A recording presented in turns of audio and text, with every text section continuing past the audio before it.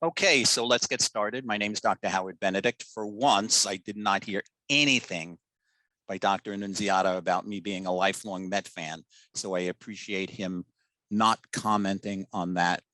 Oh yeah, I forgot to tell you guys, Dr. Benedict's a lifelong Met fan. Great. Thank you for rubbing that in.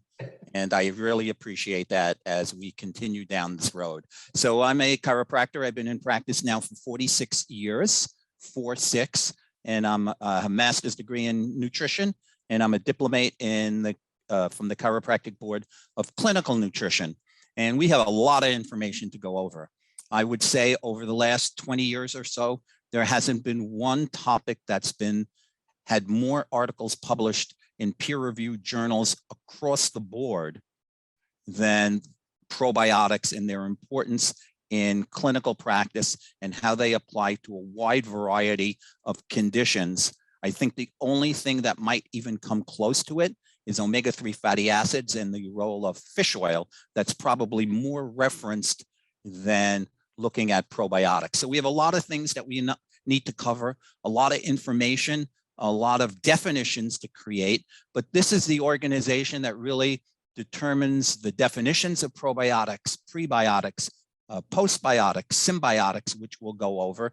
And this is the International Scientific Association for Probiotics and Prebiotics. They have an excellent website. I certainly recommend that you check their website out and look at some of the information that's available. Certainly it's interesting to point out on the bottom, an increasing number of studies support probiotic health beyond digestive tract, including the oral, liver, skin, vaginal, urinary tract health. We're going to expand that. Many of you hopefully are aware of the communication that takes place between the gut and the brain, the gut-brain axis, but now there are so many others. So during the course of the 2 hours, we're going to talk about what constitutes a probiotic, how do you use them in practice, what's the dosing, and talk a lot about these interrelationships, how the gut communicates to the brain through the immune system, the endocrine system, the nervous system. And certainly as chiropractors, we should really have this under control in terms of understanding this communication. So needless to say, that probiotic products are usually dietary supplements or foods, and that they're recommended for a wide variety of symptoms and conditions, which we'll talk about. And this is taken from their website, which kind of starts to show all of the benefits of probiotics, how it has an important effect in the immune response, and in particular, what's referred to as mucosal immunity. I know we talk a lot about gut barrier dysfunction or intestinal permeability.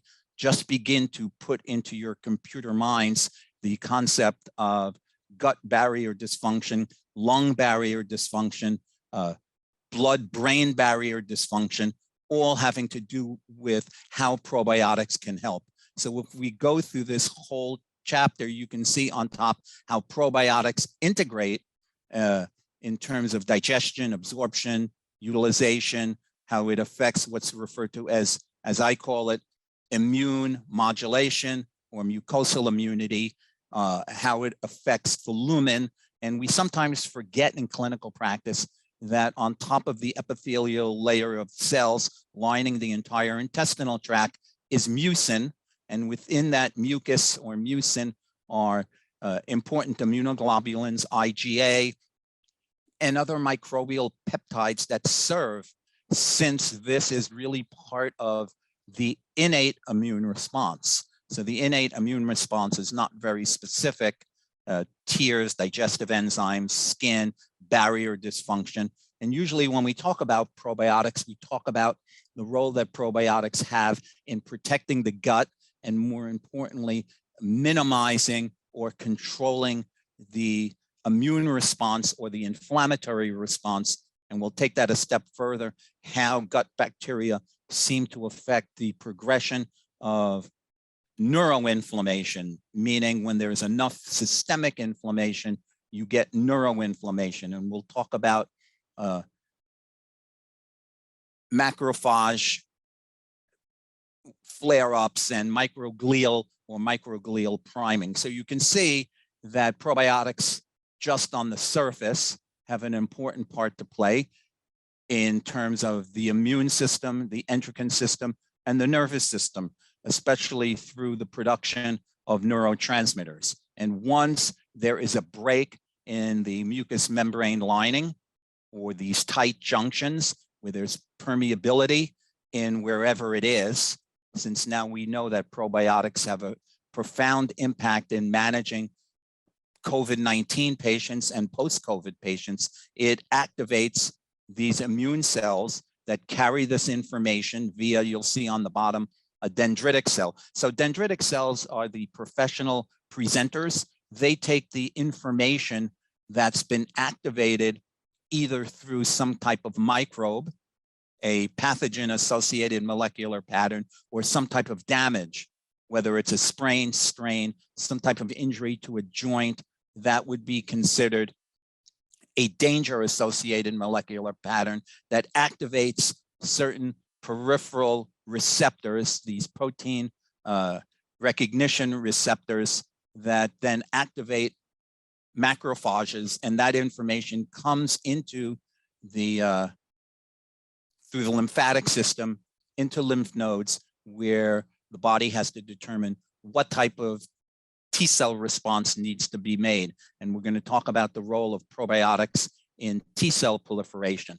So this is in terms of a history, and it goes way back, way beyond 1873, but you can see over the years the kind of progression that's been made in trying to understand the use of probiotics when they were first described, and how over the years there's been more and more. And this is just one page of numerous pages of information. So let's start by describing some terms that I think we need to understand. Because a lot of patients will come into our office and they'll say, well, I'm taking this probiotic that I got from the health food store, and look at the label. It's got 220 billion CFUs, or colony forming units. Now, this is just the amount of bacteria or fungal cells that are in the sample. You need to really educate patients that the number really is not that important. So it's not that 220 billion cells is so much better than one that has 50 billion cells. It's more about the diversity of the families of bacteria that are in that, and more importantly, will it colonize where it's supposed to go? Most probiotics do not colonize in the gut. They get broken down by hydrochloric acid in the stomach. So most probiotics really are not of the best to use in clinical practice. And for most people, when we're thinking about a probiotic, we're usually talking about Lactobacillus acidophilus or bifidobacteria strains of bacteria. There are so many different strains, it would be impossible to talk about all of them and their benefits. However, it's good to know that this is where vitamin companies have come in and have created products specific for what you want to treat, and we'll talk about it. Obviously, fermentable foods, which are not probiotics, but they're prebiotics. So they're foods that can be converted through enzymes through a process of fermentation into producing probiotics. The gut microbiome. So the microbiome and the microbiota are two terms that get interchanged a lot. And honestly, sometimes I even do it, but the gut microbiome is just the number of total organisms in the gut, whether they're viruses, other types of pathogens, bacteria, fungi. So we have about 100 million cells. We have 10 times as many total bacteria, fungi, and viruses. So we are more bacteria, fungi, and virus than we are actual cells. Microbial abundance, the representation of a particular microbe in an ecosystem. The diversity, this is the most important factor when choosing a probiotic. Understanding the diversity of different families of bacteria in the product that you want to use. So in my practice, I have about 7 or 8 different types of probiotics that I use, depending upon what I want to accomplish clinically. The microbiome, so that's their genome. So the human genome is about 27,000 genes. The microbiome genome is about 3.5 million. So we have more genes resulting from our microbiota than we have of our own. But these are sometimes used interchangeably in the literature. Don't be confused, they really are different. So probiotics are live organisms that when administered in adequate amounts confer some type of health benefit. And the strain we're going to spend some time talking about, because the strain is important in determining what you want to accomplish. So the factors are, does it resist the GI tract conditions? Most people do produce some amount of hydrochloric acid, although hydrochloric acid deficiency as people get older is a major concern, especially when you see more and more people on protein pump inhibitors. I've seen patients in my practice who have been on protein pump inhibitors for over 20 years. And this whole fallacy, which has lingered in the medical community about people producing too much acid and having to be put on these drugs to control the production by parietal cells of hydrochloric acid, is really a misnomer. Nobody produces more hydrochloric acid as they get older unless they have some type of tumor. So it has to adhere to the human intestinal cells. It has to colonize in the human intestinal tract. It has to inhibit illness-causing bacteria because there's lots of competition. It has to balance an immune response, which we'll talk about. Probiotics have a very important play, or is an important player in innate and adaptive immune responses, in particular T cell proliferation, in balancing Th1 and Th2. It has to be clinically supported and it needs to be safe.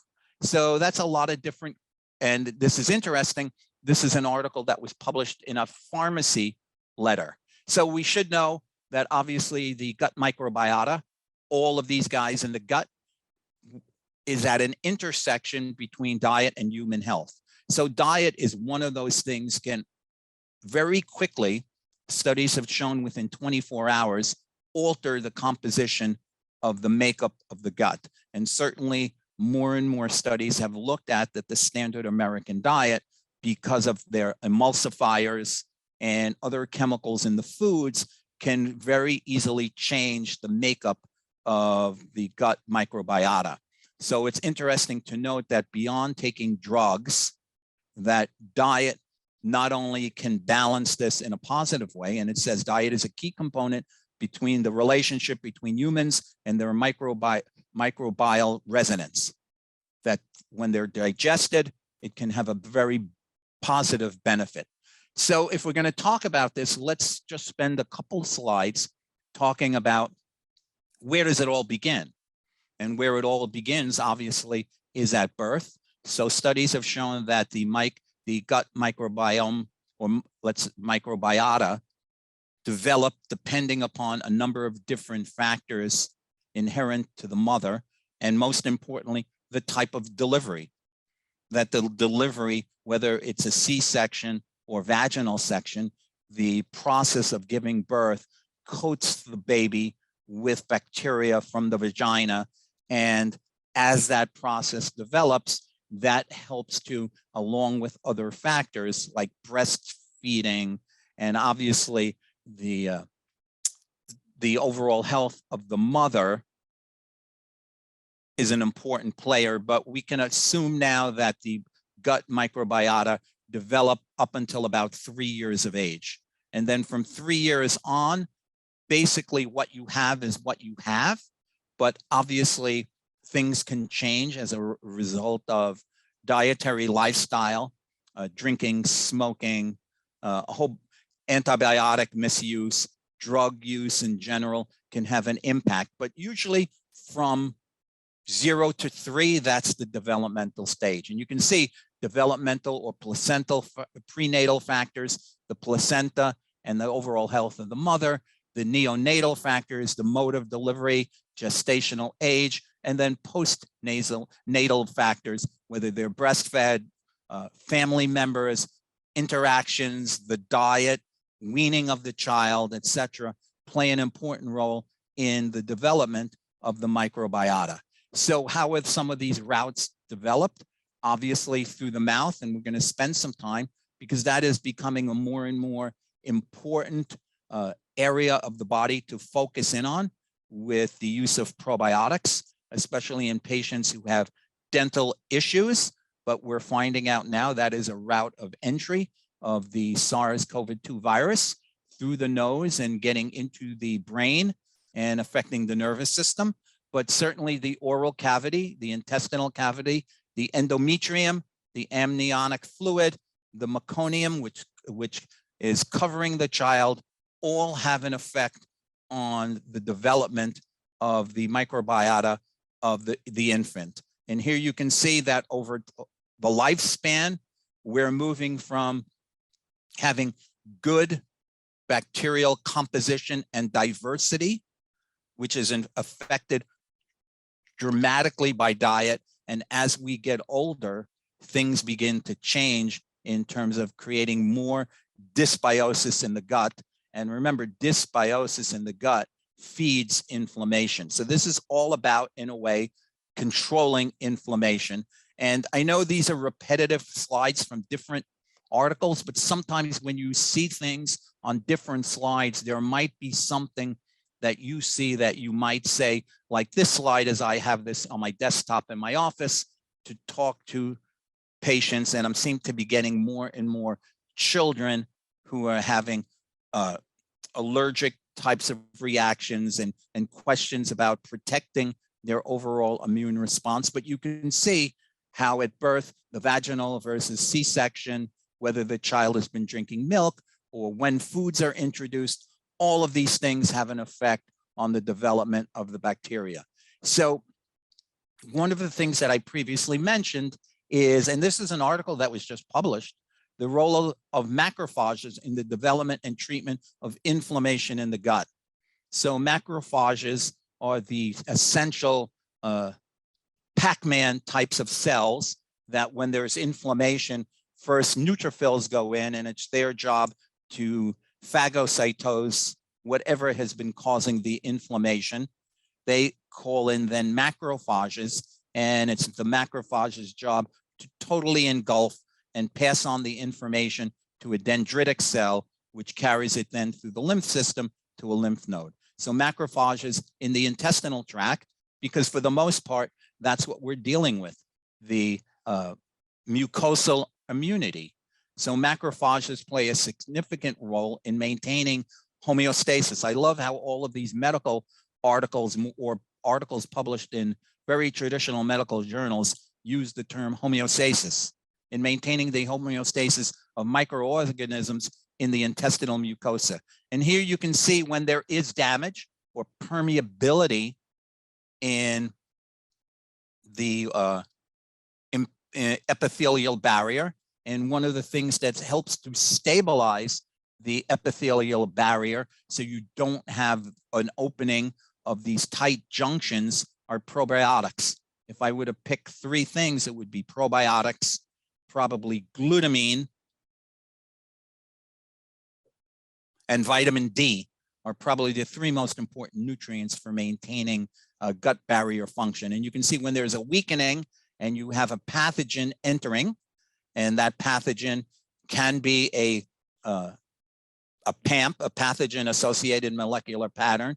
It facilitates or activates macrophages, and these macrophages release a wide variety of different cytokines and other inflammatory factors, which ultimately upregulate NF-kappa B, and then ultimately can affect T cell and B cell proliferation. So B cells are very more antigen antibody type of reactions. T cells are much more specific.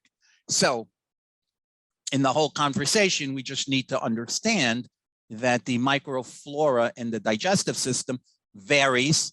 And this is a good overall chart for those of you who are really wanting to be into the literature of seeing where in different parts of the digestive tract, not only what the makeup is in pure numbers, but as you go down lower in the digestive tract, the different families of bacteria, where up in the upper digestive system, stomach and liver, you're talking more about lactobacillus, acidophilus, then streptococcus and lactobacillus, and moving down a whole range of other bacteria that are found in these parts of the digestive tract.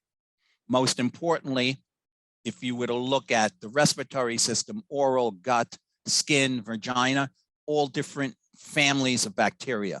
So that should begin to tell you if you're trying to address this in a patient who has chronic respiratory problems. You're dealing with now flu, RSV. I'm starting to see more and more patients. In fact, my sister-in-law just came down with RSV, contracted by her being in contact with her granddaughter orally. So I recently have had a bout of periodontal disease and had to have periodontal scaling. I started to take an oral probiotic. If you're dealing with digestive problems, etc., you're going to want to use a different. If you're talking to women who have had ongoing vaginal or upper urinary tract infections, you're going to use a different probiotic. So you can begin to see that this is not simply giving old-fashioned Lactobacillus acidophilus or bifidobacteria and hoping that you're going to get a clinical result. This is taken from an article that just shows in different parts of the body different viruses, and this is certainly something now that many of us are seeing in clinical practice. Patients who have had COVID, months later, something develops, and I've had a patient who developed COVID and she wanted to travel right after she tested negative. I told her not to. She was going to a wedding in Italy. She calls me up and she has a breakout of herpes all over. We deal with that. She comes home. I just saw her yesterday in the office, and in the interim, she went to her brother's wedding that was in Mexico City. So of 55 people who were at the wedding, 42 people developed COVID. She had had COVID and she developed a reactivation of her EBV. And we know now that EBV, Epstein-Barr virus, because she had mono as a teenager, has been linked to autoimmune diseases, and in particular, multiple sclerosis.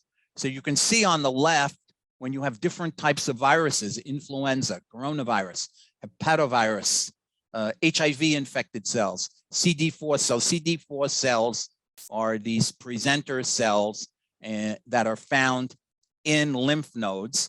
And when the debris comes in to the lymph node, it's kind of like the best type of cell that can deal with that material binds to one another. On the left side, you would see with all of these viruses, you would have a certain proliferation because most people have a reservoir. And this is an important thing to explain to your patients, that we all have reservoirs of viruses that are not activated. But when something triggers, whether it's dysbiosis in the gut, an overload, remember when there's a viral infection, it affects primarily a patient's Th1 response, because Th1 types of responses are very good for killing off very small things like viruses and fungi and bacteria, whereas a Th2 response is a much deeper or much bigger type of pathogen that needs to be. So when a person has any type of inflammatory response, their Th1 response is going to go down. That makes them more prone to all kinds of infections. When their Th1 response goes down, their Th2 response goes up. One of the best ways to balance that out is with probiotics.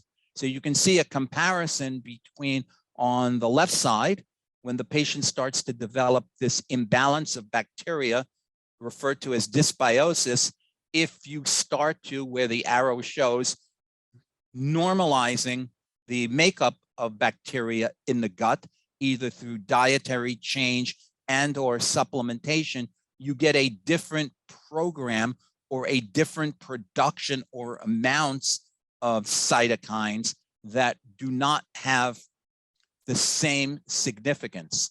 So the real problem with COVID-19 or with COVID-19 patients is that their Th1 and Th2 balances are so out of control.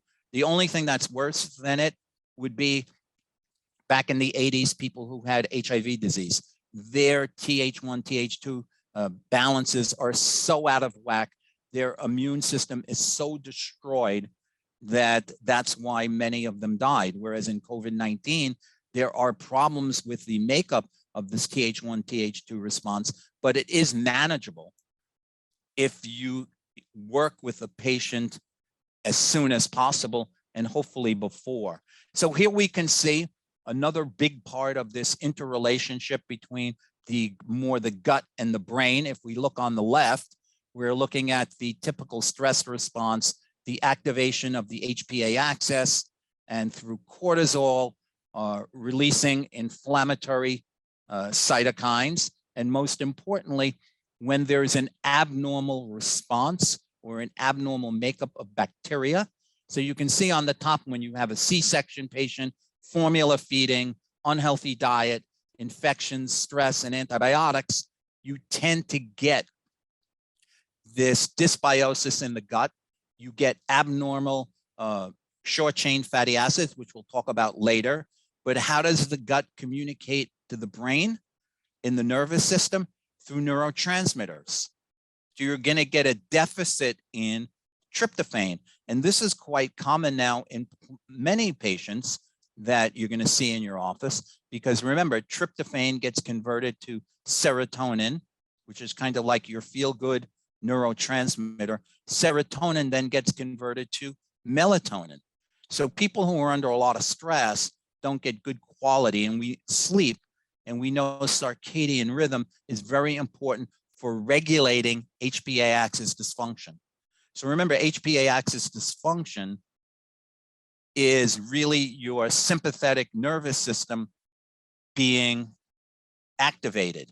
And this is happening through the vagus nerve.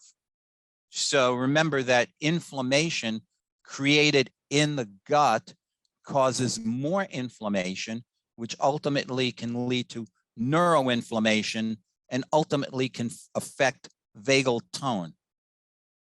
And there are new studies, we won't really talk about it now, but the use of a TENS unit placed on the tragus of the left ear that has been now classified as transvagal nerve stimulation, that you can actually stimulate the vagus through a number of different things: meditation, singing, gargling, deep inhalations, and using a TENS unit. And you can see on the left side, where a healthy diet, giving a patient probiotics, they were breastfed, they did have a natural birth. You can see how there is balance with the HPA axis. We're going to talk a little bit about microglial activation, because that's when the immune system of the brain becomes activated. Normal cortisol, which you can check through a lab, or you can do what I do in my practice, a 24-hour salivary cortisol level with cortisol awakening response. So remember, your cortisol levels within the first half hour upon awakening. So cortisol is the only other hormone other than testosterone, which is high in the morning within the first half hour. It should go up by 50%. And then over the course of the next 24 hours should be a normal kind of roller coaster circadian rhythm. And when you have normal gut bacteria or normal balance of gut bacteria, that all works in harmony. So this is just another slide that kind of shows what happens when there's some type of problem with the gut barrier, where there's this permeability or leakiness in the gut. Pathogens can enter through this wall or weakness. They activate dendritic cells, and then dendritic cells through a number of different processes of T regulations or T cells and various components of Th1, Th2, and Th7. So remember, Th1 is where you want to be with your patients. They need to be in that kind of balance. A Th2 kind of response is inflammation or infection in hollow spaces. So these are patients who present with inflammation in their gut, in their colon, in their nasal passages, lungs, asthma, allergies, vagina, urinary tract, and ultimately a Th2 type of T cell develops into a Th17, and a Th17 response is autoimmune disease. So it's really a simple concept to understand. I remember 25, 30 years ago when I was first introduced to this whole idea of intestinal permeability, I really thought that this was just bonkers, and this was just a thing that chiropractors talked about. Yet it is so important to understand that it exists. And I always come from the premise, I assume every patient has some degree of permeability. And I really want to, my mentor was Jeffrey Bland, the father of functional medicine, who always said, if you don't know what to do with a patient, always clean up their gut and always work on improving their liver detoxification pathways. So you're going to get a copy of the slides. Some of them do have a PMID number, so you can go to PubMed and look up the article, and if you're so interested, but all of the things that I'm using are in the medical literature. This is another thing that just shows the different properties of probiotics and how they have an impact on a number of different things we're going to talk about. Obviously, we said through the process of normalizing the function of the vagus nerve, it regulates gut motility. More importantly, you're going to see in the middle, and I recently lectured about this, how probiotics are used to prevent osteoporosis. Obviously, they have anti-allergic activities. They stimulate intestinal receptors of the innate immune response. So remember, the innate immune response are things like digestive enzymes, your tears, barriers function, etc. So it's very non-specific. It has they're used for producing nutrients. So probiotics have a very, very important role to play. So the reason I bring this slide up, because we can begin to see if we just looked at, since there's a lot of evidence now that gut permeability and dysbiosis in the gut and imbalance in bacteria in the gut can lead to type 1 diabetes, juvenile onset diabetes. And you can see from on the right side, the different families. There's an increase in this particular family of bactericides. There's an increase in gut permeability. With permeability, there's going to be inflammation. There's going to be a depression in Lactobacillus acidophilus and all of these different families. But what's interesting is, as a result, you're seeing TNF alpha in the center and IL-1 beta activating macrophages. So when macrophages get activated, there are actually two different classes of macrophages, an M1 and an M2. So M1 macrophages are very pro-inflammatory. So when these macrophages get activated, it causes inflammation.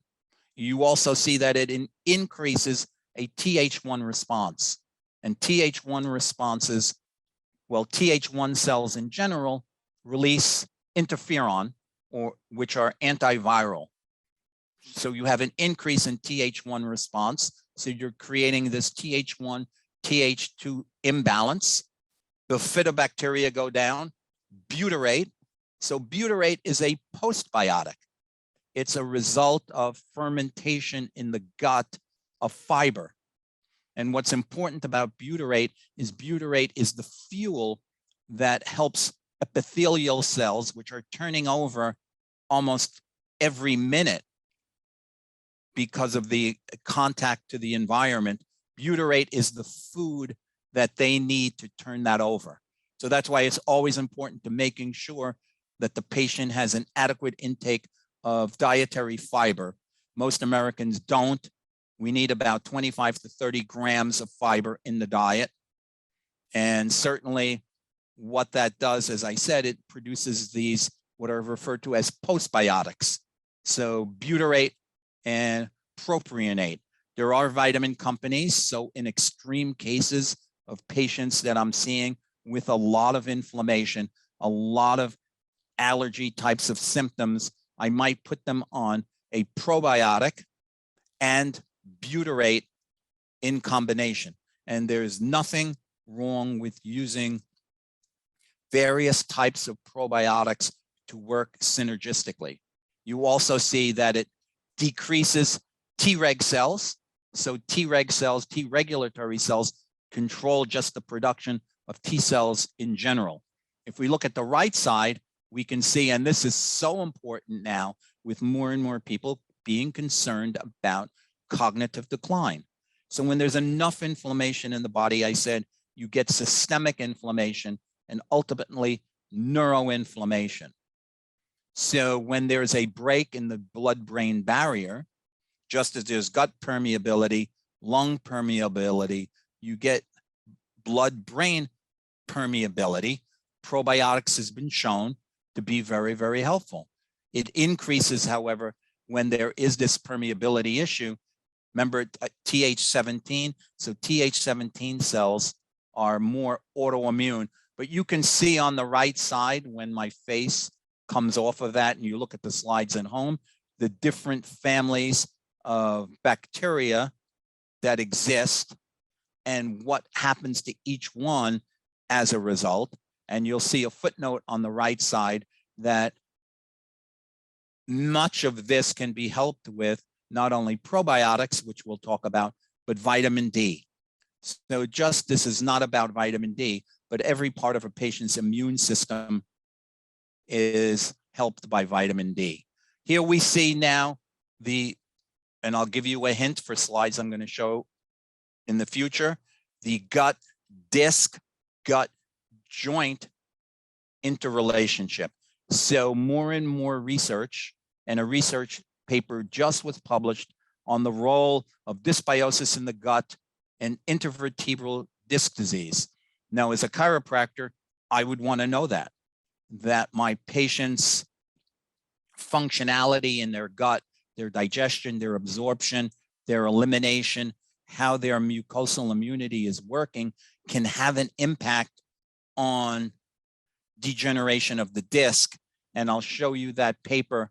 I think it's a paper that every chiropractor should look at and read and understand what's going on, but it's the same type of format. You can see where alterations in the intestinal lumen, permeability. So we know that there's translocation of these bacteria that are in the gut as a result of dysbiosis. And remember, dysbiosis leads to more inflammation. So you're getting this whole cycle that's perpetuating itself.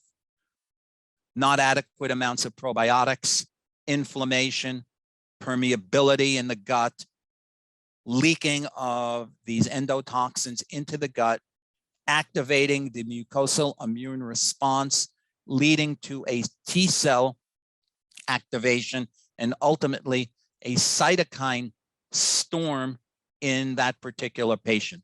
And you can see in the gut, the different families, and most importantly, you'll see obviously you're getting, in many cases, in many patients, an increase in rheumatoid factor. And, you know, I've seen this all too often, especially in patients who have come to me having been diagnosed with rheumatoid arthritis, and they have, you know, C-reactive protein very high. They have high elevations of their SED rate. They have very low levels of vitamin D. I mean, I've seen patients with rheumatoid, their levels of vitamin D are like 9 nanograms per milliliter. I mean, you want to have your patients up in the 50 to 70 range.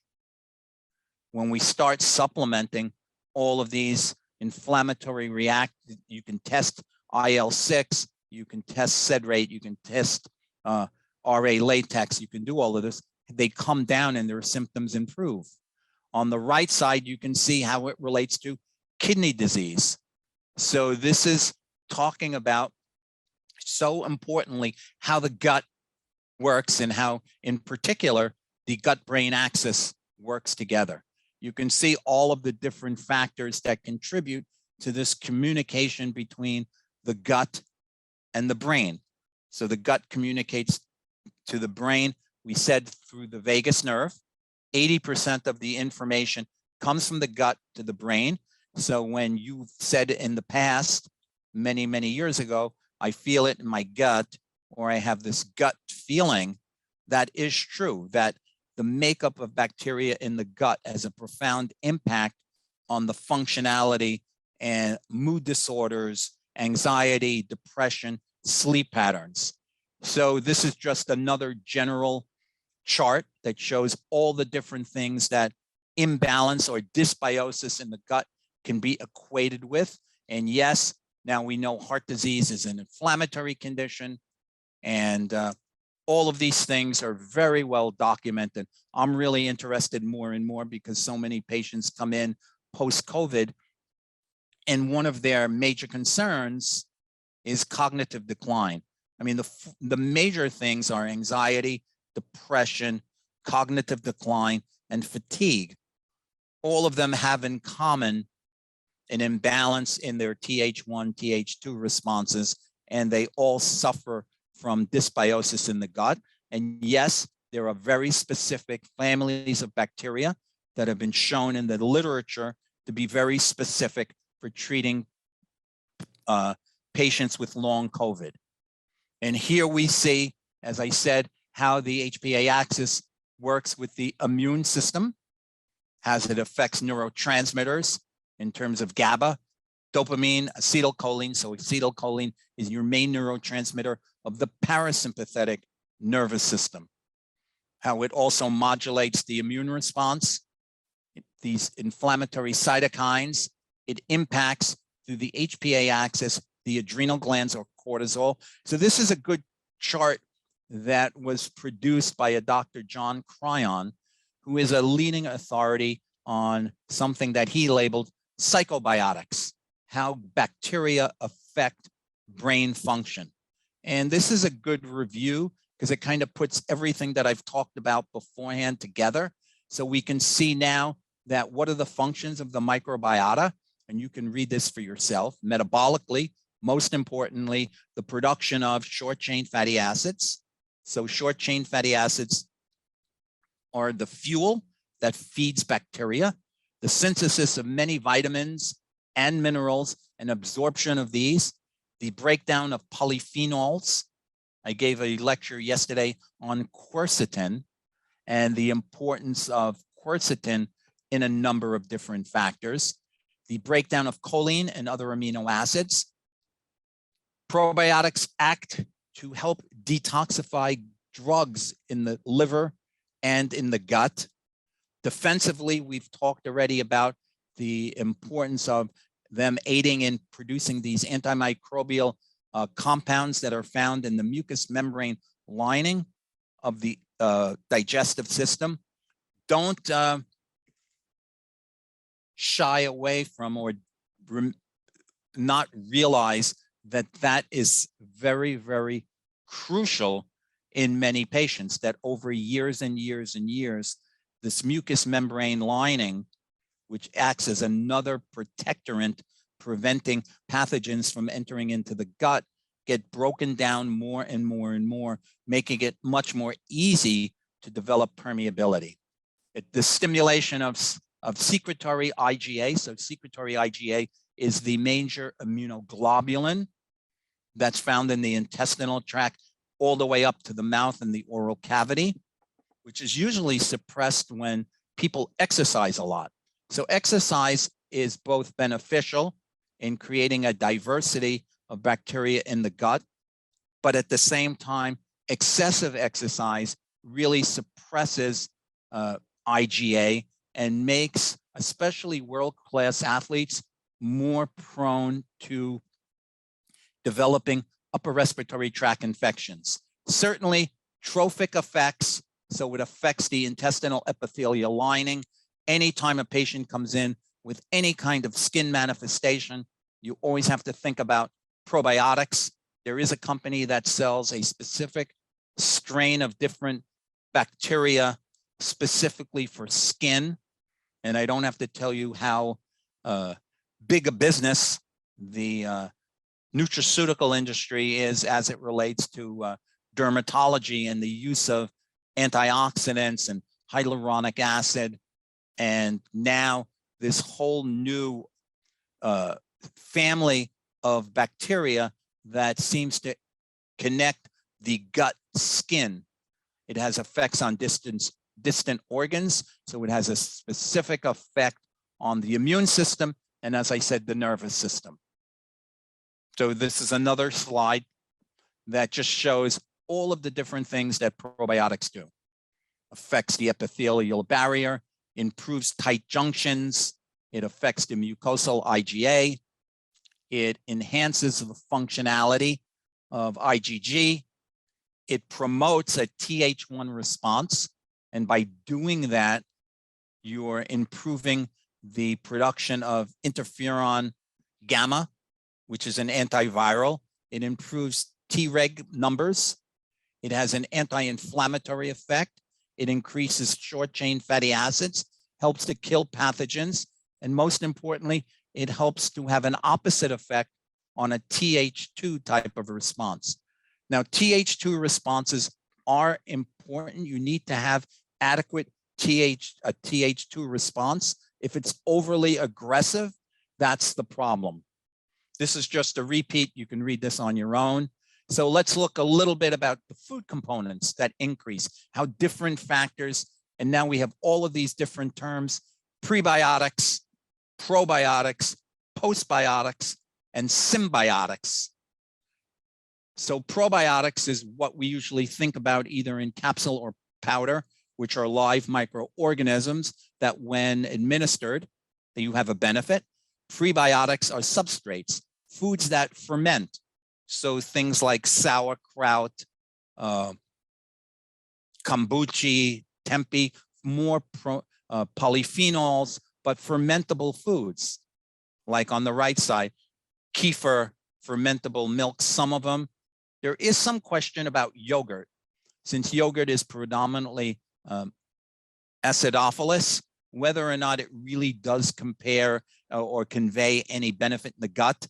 Kombucha, tempeh, sourdough, an article was published about sourdough bread, but unfortunately a lot of calories, so that's something to be aware about. And certainly beer and wine ferment to get there. Pick your poison, so to speak. Symbiotics, a new term, which is a mixture of live microorganisms selectively used to have convey a benefit. And for many people who have inflammation in their gut, irritable bowel patients, considering the use of a FODMAP diet. If you're not familiar with FODMAP diets, just put it into your browser, and there are numerous references. What FODMAPs are fermentable oligosaccharides, disaccharides, and polyols, which are foods that help reduce inflammation and help produce bacteria in the gut. So we've talked a lot about this gut-brain axis. I see lots of patients in my practice who present with migraine headaches, and I try to explain to them how inflammation in the gut and really diving into their history. I had a patient who's had migraine headaches who have been to chiropractors, and she gets some relief from just getting manipulated. I was the first chiropractor who spoke to her about her diet, what her digestive, this is a woman who was born vaginally, but was very sick as a child, a lot of use of antibiotics. And just to store this in your computer brain, when somebody takes an antibiotic, it takes about 8 months to rebuild their gut bacteria back to normal. So this is not something you're giving a patient one time. You have to let them know that they're going to be doing this most of my patients, once they start taking a probiotic, they really get into the habit of that's what they're going to take for the rest of their life. And this is an article that was published in the Journal of Headache and Pain, talking about this gut-brain axis, tryptophan metabolism, all we've talked about, how inflammation or dysbiosis in the gut can lead to now migraine headaches. Now, obviously, you have to do your due diligence. She's keeping a diary for me. I'm running some blood work just to see what's going on in general. But I think by just starting her on a probiotic, we're going to see improvement just with that. And this is the explanation that you can look at on your own that really looks at how this is interrelated, which we've really talked about, discussing lowering their stress levels, this whole idea of HPA axis dysfunction. And remember, so HPA axis dysfunction is really the term that you should be using as opposed to adrenal dysfunction, because adrenal dysfunction seems to imply that the patient's problem is only with their adrenal glands, whereas HPA axis dysfunction, if there's HPA axis dysfunction, there's hypothalamic pituitary thyroid dysfunction. So many patients with who are diagnosed with hypothyroid actually have HPA axis dysfunction. And studies have shown that this starts very, very early on in life. So it's kind of interesting that the development of the microflora in the gut is over, and the immune system is over the first 2 or 3 years. It's a setting up of the functionality of the HPA axis also in that time frame. And that's why it's so important when patients present to do a really thorough history and understanding about growing up as a child, what their health was like, if they took a lot of antibiotics, drugs, etc., and how that can play a role. And we can see here how, once again, stress impacts the HPA axis, leads to cortisol, leads to dysbiosis in the gut. So I always think in my head that inflammation feeds ultimately autoimmune disease. And what's feeding inflammation? Maladaptive HPA axis dysfunction or maladaptation to stress, and dysbiosis is feeding inflammation. When there's enough inflammation, neuroinflammation. So this shows the T cell proliferation.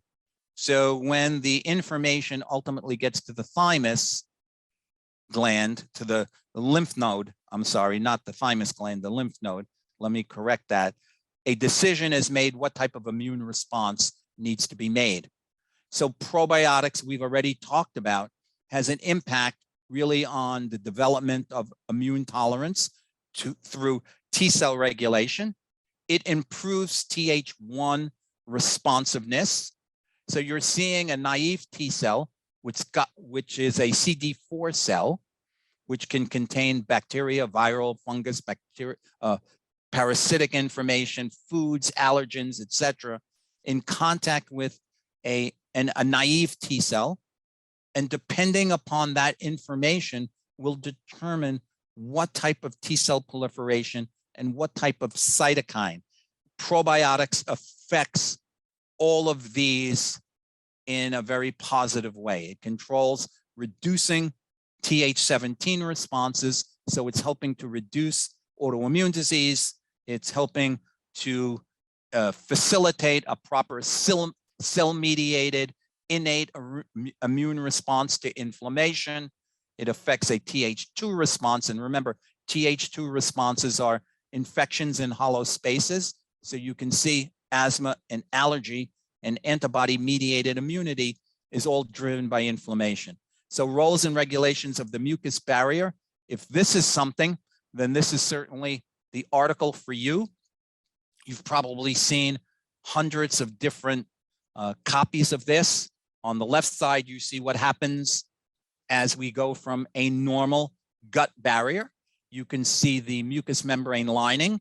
You can see the outer layer where there is bacteria, but good bacteria, there's nothing. I like when they use the word perturbed bacteria on the right side. There's no breakdown in gut barrier. antigens, because dendritic cells kind of stick up into the lumen, they can sense or get a sense of what's going on. They can still become activated. But when there's enough good bacteria in the gut, it maintains a normalcy of this adaptive immune response. So we're going from the innate to the adaptive, whereas on the right side, when there's permeability and there's a decrease in Treg cells or naive T cells, now you're getting this permeability and inflammation. Now, one of the products that is on the market, you can't see it, is VSL number 3. So VSL number 3 is a probiotic that is really well referenced in the literature, specifically for patients with irritable bowel syndrome, but really severe irritable bowel syndrome. And this is a slide taken from their website, and you can see how they present the benefits of using their probiotic. It helps to restore microbial balance. It helps to maintain the integrity of the mucosal barrier, and it helps to improve tight junctions. So this is what Alexandra Fasano, he was the first person to talk about gluten and how gluten, which is a protein found in oat bran and barley, had an impact on opening up these tight junctions, and that removing gluten from the diet would be beneficial. And people got on the bandwagon of taking people off of numerous books were written about gluten. The problem with that is, unless the patient is really sensitive to gluten, gluten contains a lot of vitamins, minerals, and fiber. You're removing that from the diet. So I don't think that's a great idea. So this is the article that was published in the European Spine Journal in 2022. It's very recent. And this is an article that I think every chiropractor listening today should look at and read. The gut disc axis, a cause for intervertebral disc degeneration and low back pain. And he goes on the same conversation that we've had so far, how bacteria can translocate. Remember, the disc doesn't have its own blood supply. It receives nutrients by movement, imbibition, like a sponge. But what this article is talking about is bacteria can get in through or into the disc. It can cause inflammation, the release of cytokines, and these cytokines can affect the collagen makeup of the disc. So this isn't interesting that when I saw it, I said, wow, that's really something I should read about. Now, Dr. Cryon, who I've mentioned already, many of you may be familiar with him, was one of the first researchers. He's actually a PhD at the University of Cook County in Ireland, who is a world authority on probiotics and how it relates to brain function. And he was the first to bring up this idea of psychobiotics and how food and mood connected the gut brain. Here's a copy, the jacket of his book. Certainly a book that I would recommend everyone have and review. It's rather simplistic, but it gets the point across as compared to one of his articles that was published in Trends in Neuroscience. So you can begin to see this is not publications just in the field of nutrition. The whole area of probiotics and how it works is so diverse and in so many different journals. And this is what we've talked about this before, the communication between the gut and the brain via the endocrine system through cortisol, through the nervous system, through tryptophan metabolism, and through the inflammatory process through the release of these inflammatory cytokines. And this is taken from one of his books. So we've talked about the manipulation of microbiota, how it relates to central nervous system. I refer you to the part that talks about interference with the vagus nerve. So remember, the vagus nerve is how these neurotransmitters get to the brain. And he's talked a lot about this gut-brain axis as it relates to depression, anxiety, and schizophrenia. Another thing that looks about this commercial, the role of the gut microbiota in dietary interventions for depression and anxiety. Once again, looking at how dysbiosis in the gut works. The importance of fiber in the diet, which I've talked about. It's so important to make sure that patients are getting adequate amounts of fiber in their diet, anywhere from 25 to 30 grams of fiber a day. Why? Because it improves transit time. It helps protect the mucous membrane lining, helps prevent bacteria. It helps produce these postbiotics, such as butyrate. And here you see on the left side, in a fiber-rich diet, you have a mature mucus layer and an intact barrier function. On the right side, when there's a fiber-free diet, how you get permeability in the gut. Obviously, with the onset of COVID-19, and since the virus has an affinity for the ACE2 receptor in the lungs, and once it gets in the lungs, the same thing happens as would be in the gut. So it's interesting to see articles published. This is in the Journal of Biomedicine and Pharmacotherapy about the relationship between gut function and the use of probiotics and maintaining homeostasis in the lungs. So it's really the same mechanisms that we've talked about: leakiness, cytokine production, damage to lung tissue, fibrosis of lung tissue, altering Th1 and Th2 subsets of T cells, and ultimately long COVID. And this is a chart taken from that article, and it talking about, once again, the types of probiotics, what they would be good for. So you can see it's the same type of thing, but instead of talking about the intestinal mucosa, now you're talking about the lining within the lungs, and it's the same situation as far as leakiness in the lung tissue, activating the immune cells that are there, causing an inflammatory response. Major disruptors, which we should all be familiar with, and I just kind of threw this in, but we should all be familiar with that antibiotics and the use of, in particular, protein pump inhibitors, but antibiotics is a major thing. We've talked about microbiota as it relates to cognitive decline, the same mechanism. So when there's activation of macrophages, think of your brain has its own immune system. And when these macrophages get activated, they release inflammatory cytokines, especially it activates NF-kappa B. So microglial activation, or priming as it's called, which interestingly enough happens to patients who have had concussions, obviously in athletes. And one of the primary categories of people who are very prone to this are children who get injured in contact sports.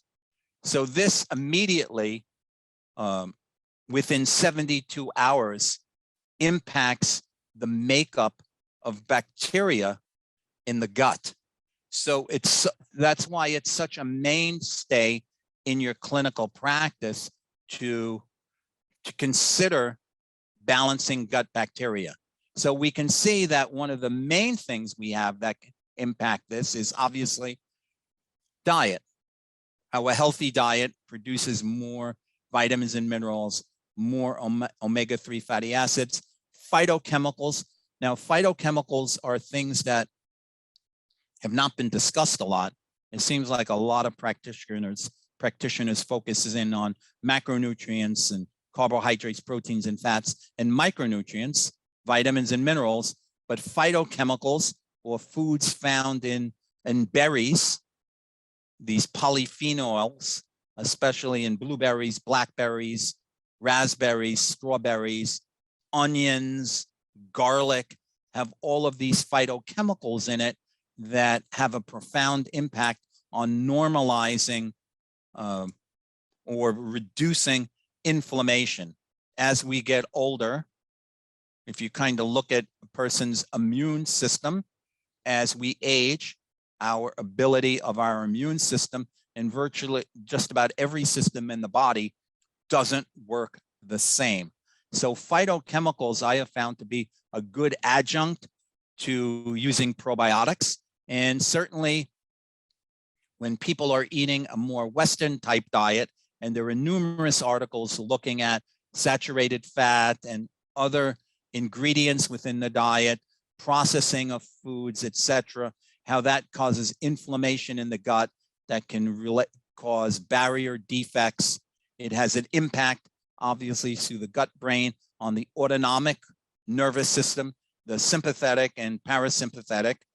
So think about the HPA axis is your sympathetic flight or fight response, whereas your parasympathetic, which is your gut-brain axis mediated through the vagus, is your parasympathetic, which is modulated through acetylcholine. That's the main. So metabolites in the gut via the vagus nerve control inflammation and gut permeability, and how a diet that has enough fiber in it, omega-3, macronutrients, and food additives have a negative impact. So this is important. Antibiotics, gut microbiota, and Alzheimer's disease. So obviously, as our population grows, more and more people are being diagnosed with cognitive decline, Alzheimer's disease, Parkinson's disease, and it becomes more and more apparent, since they have not developed protocol or drugs to treat, let's say, Alzheimer's disease. And as people age, this is something that people are very concerned about, cognitive decline. Dr. Benedict. Yes. Can we do a poll question real quick? We're a little bit over what we should. Absolutely. So, all right, thank you. So I'm throwing a poll question up on the screen right now. If you guys could take a minute to answer the poll question. Once again, you don't have to get it correct. You just have to answer it so we know you're here, and we could show the state boards, we could prove to the state boards that that you were here during the webinar. So I'm going to go ahead and let them do that. In the meanwhile, while they're doing that, we did have a question from Ashton Ray Wild. Can you send the title of the dysbiosis research paper? Give me a little more. Which article did you want? I ordered a lot. That's all she threw in there. If Ashton Ray Wild wouldn't mind just going in the Q&A and give us more details about the article that you'd like. Or at the end, I'll give out my email address, and if you want to email me directly, I'd be more than happy. Give me a little more, and I'll go back and find the paper and refer it to you. We'll wait to hear back from her on that.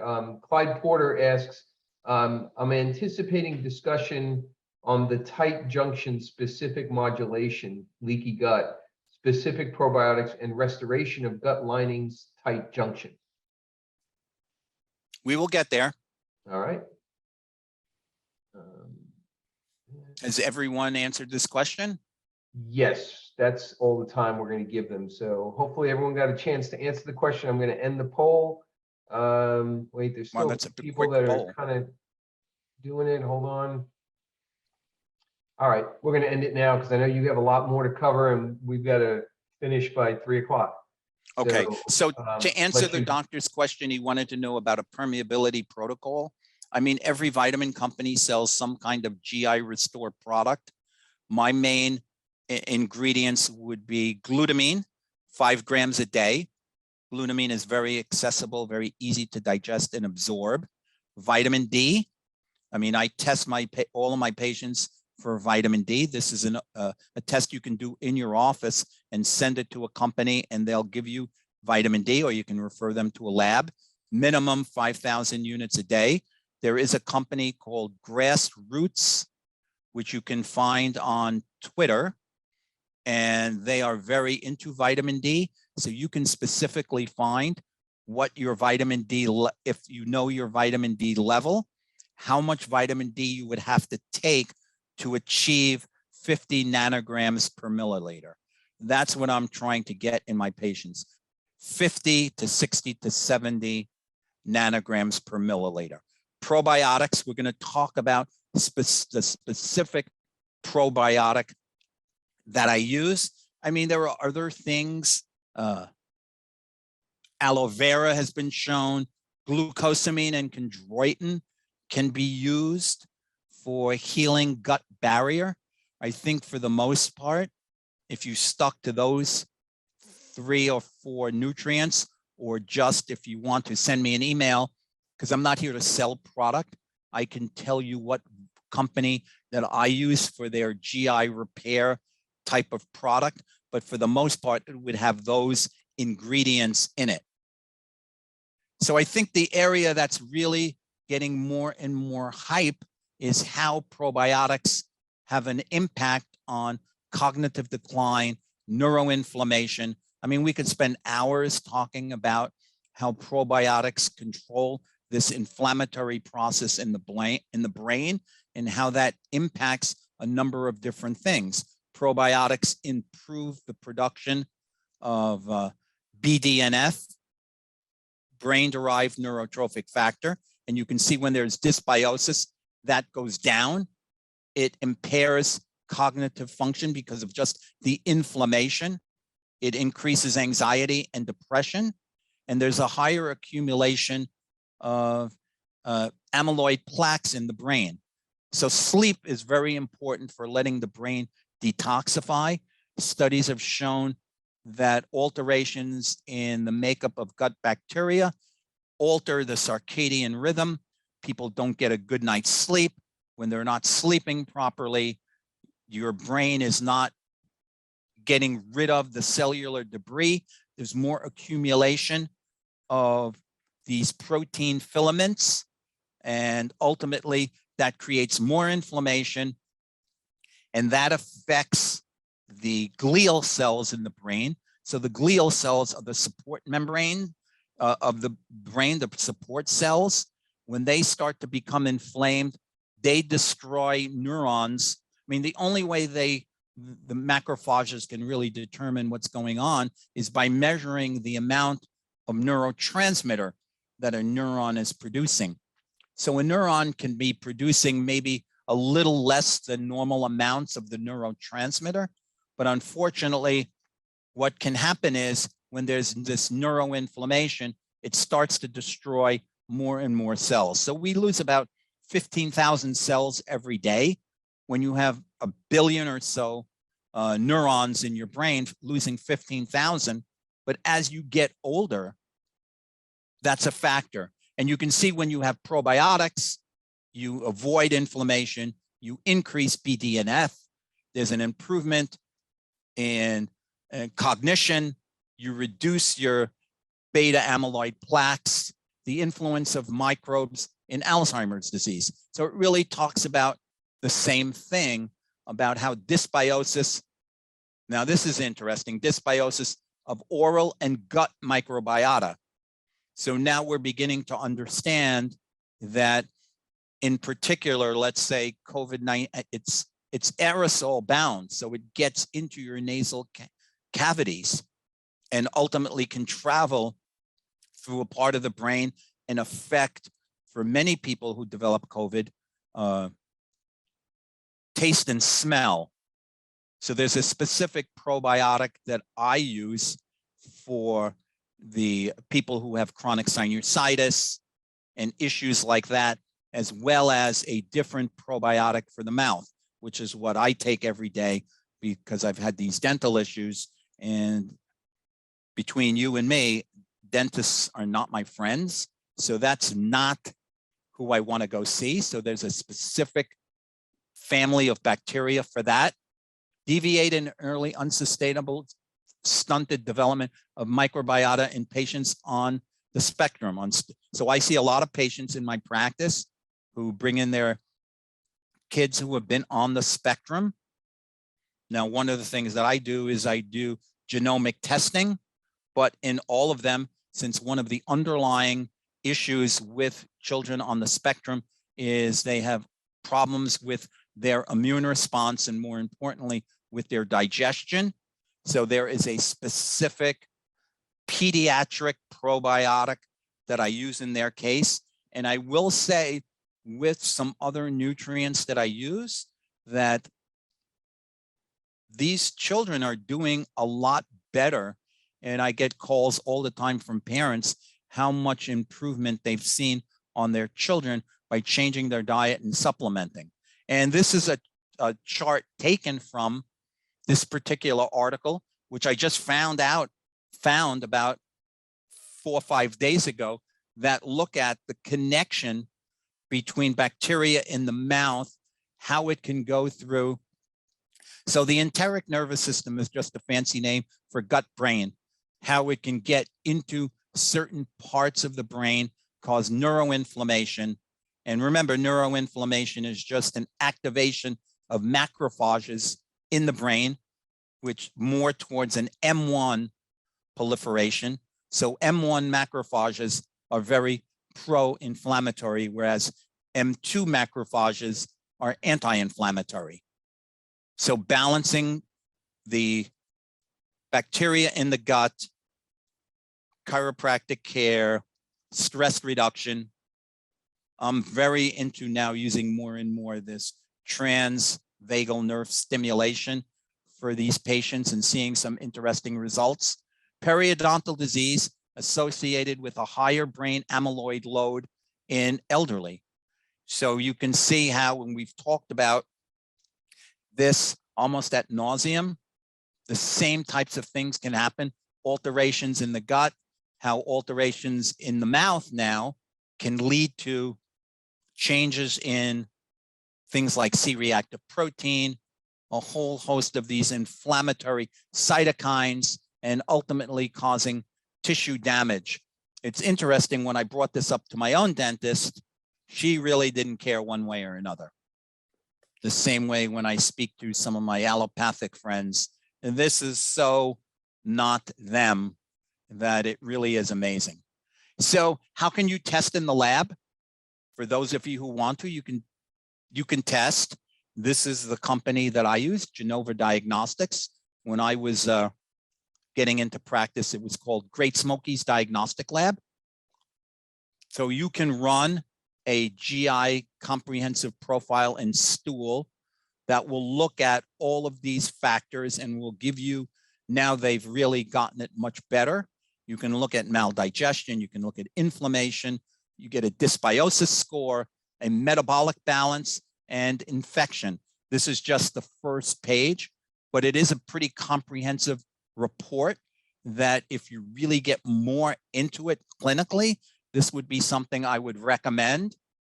What's the relationship between exercise? So I would see a lot of runners in my practice who would tell me at some point in time, from running so much, they would develop runner's poo, that they would be running and they would develop diarrhea. And I had never really thought of the connection. And sure enough, exercise has an impact on the diversity of bacteria in the gut and the makeup of what's going on in the gut to certain extremes. A little bit of exercise is okay. Excessive exercise, not so good. So this is the first report that exercise increases gut microbial diversity in humans, related to a lot of different factors. And the thing coming out of it was that indicate that exercise is an important factor in the relationship between the microbiota, host immunity, and host metabolism. Remember, I said too much exercise actually suppresses athletes' immune response, and they're much more prone to upper respiratory tract infections. So we talk about probiotics, prebiotics, postbiotics. What is Saccharomyces boulardii? Well, Saccharomyces boulardii is a probiotic. It's a yeast-based, and what it does is it competes with bad bacteria. So this is something that I only use in patients who have severe intestinal issues, irritable bowel syndrome, but it is something that you can use in your practice. And this kind of shows what Saccharomyces boulardii does as far as this would be very helpful in patients with intestinal permeability. So it has an effect on binding pathogens, producing more antimicrobial peptides. Remember I said antimicrobial peptides are found in the mucus. You want to have a lot of that to help further protect. Barrier breakdown would be very good in, as I said, patients with permeability issues. It helps to modulate immune reactions and increase IgA and get a more friendly production of cytokines, and has an effect on trophic effects, meaning on the surface of the skin. Probiotics in the prevention and treatment of COVID-19. There are hundreds of articles just focusing in on this, and it really is the same thing, since early on they were able to show that probiotics has an impact on reducing the severity and incidence of influenza. So they started to do research on H1N1, and then they took that even further into looking at COVID-19. Another article that, for those of you who are interested in COVID patients or post-COVID, there is a probiotic specifically for them that has a specific family of bacteria that's been shown in the literature to be effective. And this is really the same thing that we've been talking about, how there's permeability in the lining. The permeability allows the virus to enter. You get dysbiosis of the bacteria, and you get this viral onslaught. And here's a study that was published that looked at probiotics improving symptomatic and viral clearances of COVID-19. And really what it says is that it is thus hypothesized that probiotics primarily act by interacting with the host's immune system rather than changing the makeup of microbiota in the gut, given this formulation of bacteria. So you have to kind of look at what you want to accomplish and what you want to do. Probiotics, again, I just want to make sure we finish more of the clinical, and hopefully they'll have more, there'll be some more questions to answer. A short list of probiotic strains used based on preclinical studies on mice and on humans. What different strains could have an effect on different conditions? Interesting group of articles looking at treating those individuals with osteoporosis, that there is a gut-bone axis. So a prebiotic gut-bone axis. So there's a gut-brain axis, a gut-skin, gut-lungs, gut-liver, gut-kidney, gut-bone, gut-disc, you name it. There seems to be a correlation between or the need for supplementation and managing and reducing the inflammation in the gut, and how it relates to a whole host of metabolic problems. So what you're probably, we can say it in a nutshell, the choice of an appropriate probiotic is multifactored based on the mode and type of disease indication. This is an excellent review article that goes into very specifics, which I think is kind of overload. But if somebody is so interested, this is a good article for you. The role of probiotics, starch, etc., in reducing not only inflammation, but inflammaging. This article was just published and looks at the normal process of aging, where you develop gut dysbiosis. If you're using probiotics, how that impacts healthy aging and how it relates reducing inflammation, getting better diversity of bacteria, reduces gut dysbiosis, improves the production if you're using fiber and resistant starches of these short chain fatty acids, which, by the way, was the answer to the poll question, that fiber produces short chain fatty acids. So most of the studies have looked at Lactobacillus acidophilus and Bifidobacteria probiotic blends. There's well over 500 papers. Lactobacillus acidophilus, which is yogurt, and Bifidobacteria have been shown to be effective in treating a whole host of problems: upper respiratory tract infections, bacterial overgrowth, gas, belching, bloating, helps to balance the microbiome. We talked about promoting normal gut function, infantile diarrhea. So usually these types of probiotics, the one thing you have to be concerned about, does it culture where it's supposed to culture? And that's why they have developed a line of probiotics, which are soil-based probiotics.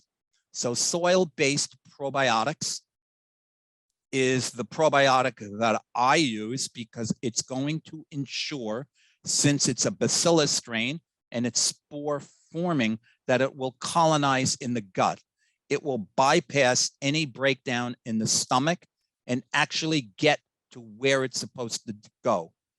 So for the doctor who asked about improving and enhancing gut tight junction, this is the probiotic that you would consider a soil-based. Now that doesn't mean in certain cases I've used a probiotic that was more acidophilus, Bifidobacteria, and a soil-based probiotic. But soil-based probiotics has been shown in the literature, it will get to where it's supposed to go. So it's very important, especially now with allergy season coming on. And in particular, I'm seeing a lot of patients presenting with symptoms suggestive of mast cell activation. So mast cells that contain histamine are cells that are kind of in this juxtaposition between the innate immune response and the adaptive immune response, has been shown to be effective in muscle soreness. So like as I said, the guesswork has been taken away. I think the biggest issue that patients will talk about is that they think when they go into a health food store and the salesman sells them a product that has a ridiculously high amount of CFUs, that is so much better. I can't tell you how many patients who I had on probiotics, and when I switched them to this soil-based probiotic, how their symptoms immediately improved, whether or not it was placebo, because I will be honest, I'm not testing these patients all the time and looking at their gut function and whether or not they have permeability. I do have them fill out a metabolic screening questionnaire. And if you're not familiar with a metabolic screening questionnaire, this was a questionnaire that was developed by my mentor and the father of functional medicine, Jeffrey Bland. And this is an inventory by systems where you can get a good idea based upon the score. So it's a scoring system of 0 to 4, where 0 would mean the person has never had the symptoms, all the way up to a 4, which means they have the symptoms all the time. And it's really a concern for the patient in their everyday functioning. So anything over a 50 shows that the patient has issues with detoxification. Anything over 100, they have issues with detoxification and permeability. So if you don't want to do permeability testing, this is an excellent, and I give this to every new patient that comes in my office. And what you will see is I actually built my practice on using this form in terms of lay lectures, because everybody wants to know about how food, air, water quality affects their overall health. So you hand this out, you have people fill it out, and then at some point in your lecture, you stop and say, okay, let's go over your scores. who scored over 30, over 50, over 80, over 100. You explain the difference and say, you might want to consider setting up a consultation with me. The highest score, if you scored 4 on everything, 320. The highest I've ever seen is 296. So this patient had fibromyalgia and chronic fatigue syndrome. By changing her diet, putting her on good probiotics and prebiotics, and a lot of other things in terms of her everyday life patterns, she went from that number to about 50 in 90 days. And what's interesting about that, the patient will come in and all the time will ask you, okay, I want to fill out my form. I want to see what my score is. I'm getting better. So this is a really good tool to use to grow your practice. Saccharomyces boulardii, which I talked about, which is a yeast-based probiotic, hundreds of studies. It really doesn't colonize, but what it does is it competes with bad bacteria on the lining of the gut. So I use this for fungal infections and ulcerative colitis and diarrhea, because you see it's equal in studies to nystatin, which is used as an antifungal. For giardia, it helps to control if patients have had a lot of uses of antibiotics. So this is the probiotic on the bench, so to speak. I usually start, though, every patient, I feel it's important to get them on this spore-based probiotic. And if they do have specific issues, then I would use a regular probiotic. And then depending upon what their concerns are, allergies, asthma, whatever, I'm seeing a lot of patients who do have upper respiratory tract problems and do have a lot of history with sinus problems, and especially post-COVID with smell and taste. That's a different probiotic. You see, it also breaks down biofilms, which are the coverings of bacteria in the gut. So another question, obviously, and I keep this on my desktop all the time because people are always asking, so how do I take it? When do I take it? Does it matter?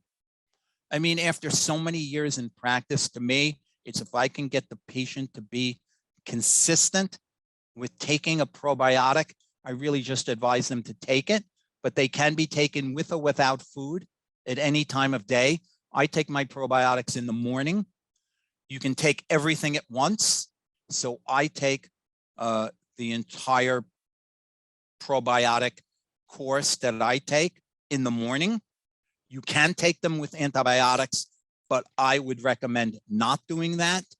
A patient can take all of those 3 at once, or you can start with each one per week. I'm very cautious when I introduce vitamins, especially to a person who's never taken them before. I probably would take them all at once, but I would just start with the lowest dosage and then slowly work up to the maximum dose. And that's really something, there's really no number in that. It's kind of like subjectively hearing from the patient how they're feeling, how their energy is doing, what their bowel movements are like, or overall, one of the things they'll probably tell you, their skin looks better. Now, usually you will get the best results with all of them, but I interchange depending upon, what I'm working with in that patient. So the maximum dosage should be at least for 4 weeks, although I tell patients they're going to be on it for the rest of their life.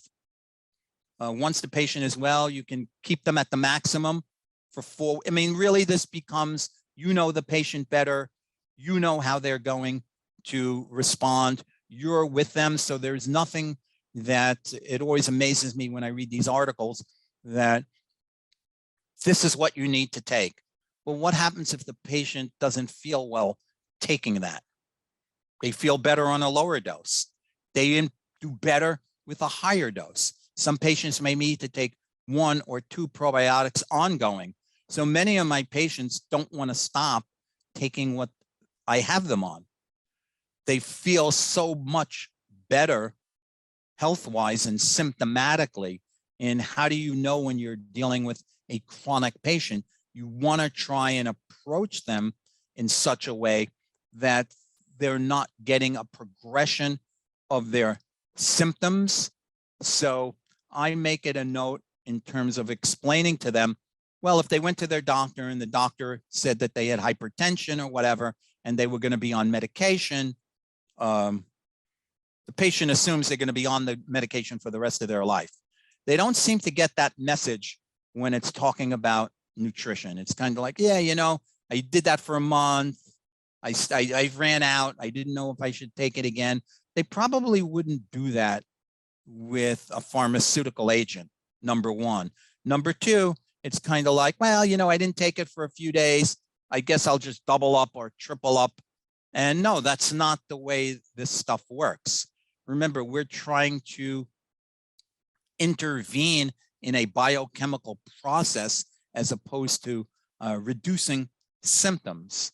Because patients can say, you know, I can't believe how much better I feel, you know, since I did that or changed my diet. Yeah, that should be, but usually you're not going to see that dramatic a shift so quickly in time. It does take time to have the patient feel better.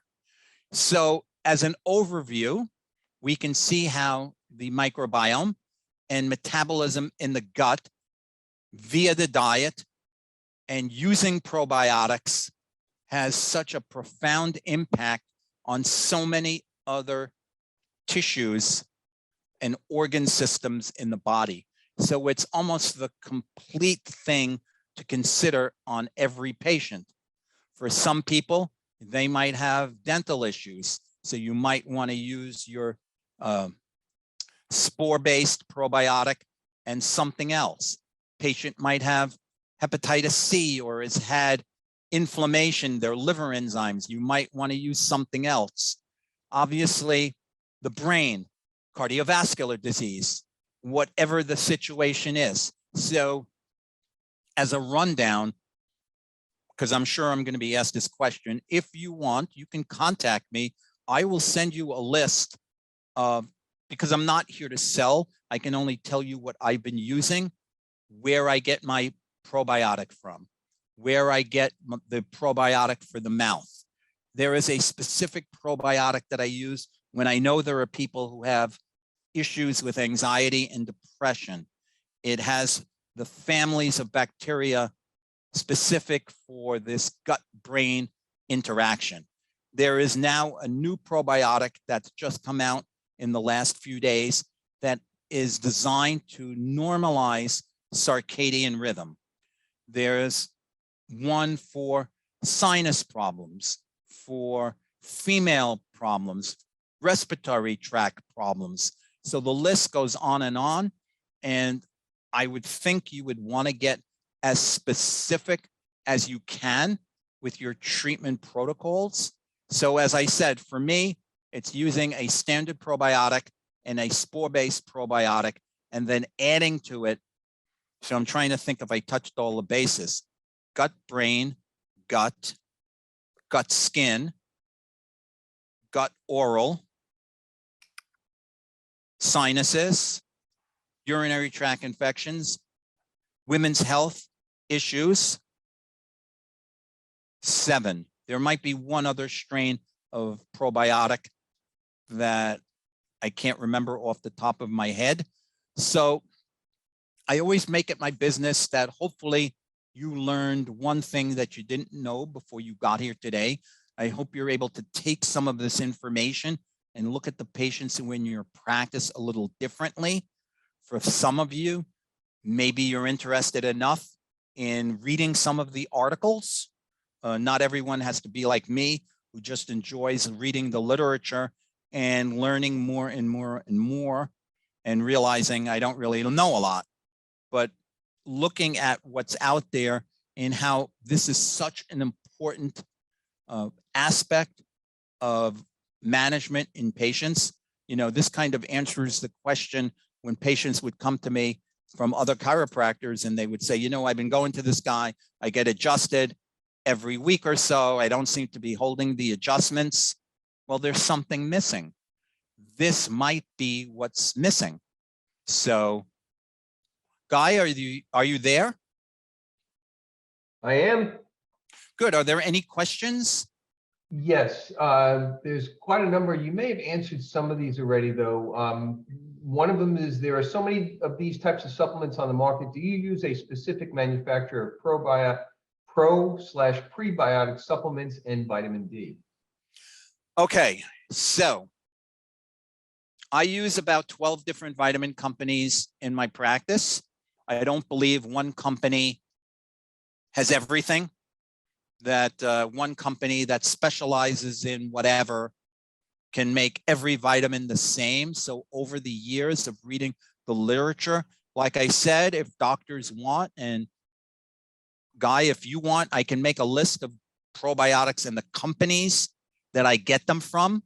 I would certainly, when you see that, go on their website. All of these companies have a newsletter. Get on their newsletter list. That's how I learn. Or I get a lot of information on Twitter from an organization called Gut Microbiota, and they post articles all the time having to do with probiotics, prebiotics, and postbiotics. So it's really, if I mentioned 8 or 9 different types of probiotics, etc., I probably are using 7 different companies. I know for one, it's Allergy Research Group. For 2, it's Moss Nutrition, Douglas Labs, Butyrate is from Designs for Health, all the top of my head. The oral one is from a company called Research Nutritionals. They're in California. They're the company that just came out with the circadian rhythm probiotic. So I'll make a list and send it to you. And if doctors want it, you can send it out to them. Or you can contact me. We could also post it on the community. Okay, because I post a lot of crazy things on the community. Tons of stuff, yeah. So I hope you read it, because a lot of them are articles. I think I actually posted a reference to which I think every chiropractor should read, the one about the gut disc. If you're not going to read that, then I don't know what in the world you're reading, because the same way we should really own inflammation and understand how the gut communicates via the nervous system through neurotransmitters. Because if we claim to be specialists and deal with the nervous system, I was talking to the acupuncturist in my office, and he was just amazed. I guess he never, even though I'm renting from this guy now for years, I don't think he ever realized that chiropractors knew this kind of stuff. And he was just sitting there blown away by the information I was telling him. And that got him to say, oh, I need to look at all of this stuff. Another question. I don't want to take away from doctors' times. What would you say is the best way to connect with other professionals? You really want to do that? I've been so busy in my practice. My idea has always been, when I go home, I mean, I connect with more chiropractors from lecturing. I think getting on the community and being active, I said from the get-go, when Guy, we got together and I talked to him about presenting on the platform, I think it's a great way to communicate. I would love to do a section on there, instead of a webinar, do like a case history presentation. This is all fine and good and means a lot per se to look at because some people are like that. Give me how do you put it together? Where do you go? How do you start? The patient comes in. What's the history like? What testing do you do? Which would be a great webinar. What testing do you do? How do you determine what you're going to do? Now, granted, I don't have all the answers. I'm a slow learner, but hopefully in 46 years of seeing thousands of patients, I've accumulated a certain amount of information in my dense skull according to my wife, that I can listen to a patient and I already know where I want to go with this patient as far as managing what I'm going to manage. And I wish I would have met Jeff Bland earlier when he said to me, you don't know what to do, clean up their gut, work on detoxification, which is another great webinar to do, talking about detoxification, what it is and what it's not, and how you can do that. So meeting other chiropractors, I mean, joining when you mean socially, or, I mean, obviously there's the ACA Council on Nutrition that has symposium and things there where they do a workshop every month on case presentations. I mean, obviously I'm on the board of the Chiropractic Board of Clinical Nutrition that tests chiropractors who want to get more knowledgeable. I have my master's degree, so that there's that approach. I mean, keeping up with just taking, I mean, I sign up for every webinar. Most of them I don't take, but they send it to you and I can listen to it whenever I want to on information that I think is important. And you can always use me as a reference.